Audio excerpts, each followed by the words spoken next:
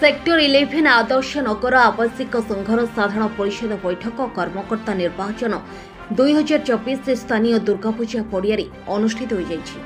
उक्त बैठक में सिम्स कॉलेज अध्यक्ष डॉक्टर पीतवास महंती मुख्य अतिथि एवं विशिष्ट शिक्षाविद तथा एडवोकेट तुषारकांत पट्टनायक सम्मानित अतिथि भाव जोग देइथिले।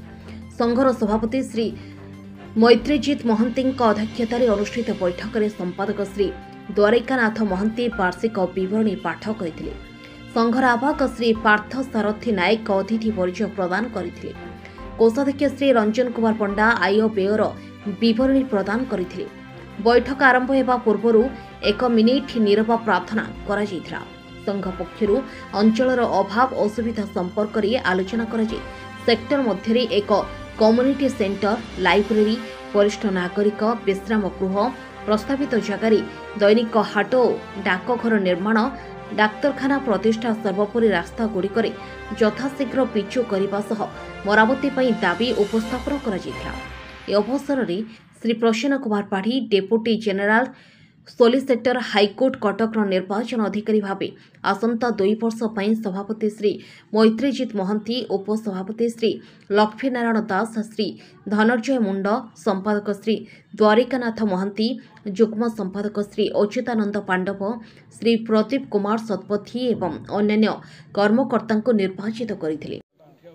आज्ञा मैत्रीजित महंती ओडिशा उच्च न्यायालय आईनजीवी एटा मु भावे एटा मो पे गोटे दायित्व सब बेले मो भाई माने कि मो सेक्टर बासिंदा माने मोर जो माने मो ठरो बड़ से आशीर्वाद सब मो पर अच्छी, जो माने मोर सहयोगी सहपाठी तथा बंधु समस्ते जो दायित्व मते देइचंती आगामी दिन में देइथिले ये जो दायित्व देइचंती जे तांकर बहुत मो उपरे भरोसा अच्छी जे किछि ना किछि आउरी उन्नतिमूलक काम जहाँ हो सारी आउ किछि बाकी अच्छी ता उन्नतिमूलक कार्य निश्चित संपादन करा जिवो।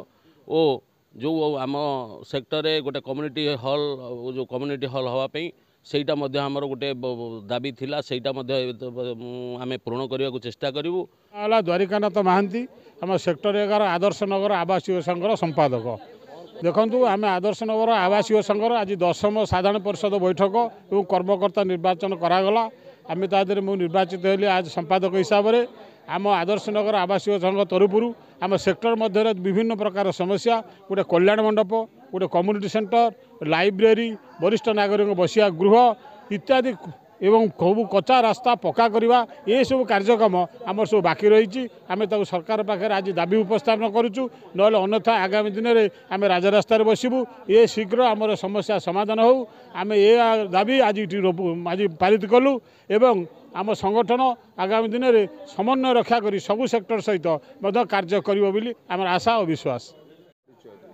मुझे श्री रंजन कुमार पंडा, कोषाध्यक्ष 11 नंबर आदर्श नगर आवासिक संघर कोषाध्यक्ष।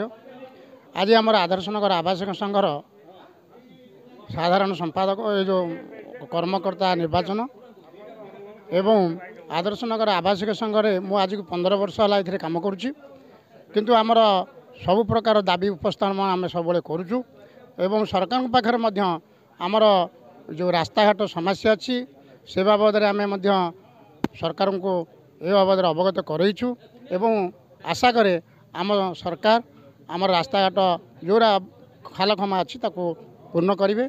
एति मोर होची। कटकरू जयदेव पाणी का रिपोर्ट, हर्षिका मीडिया।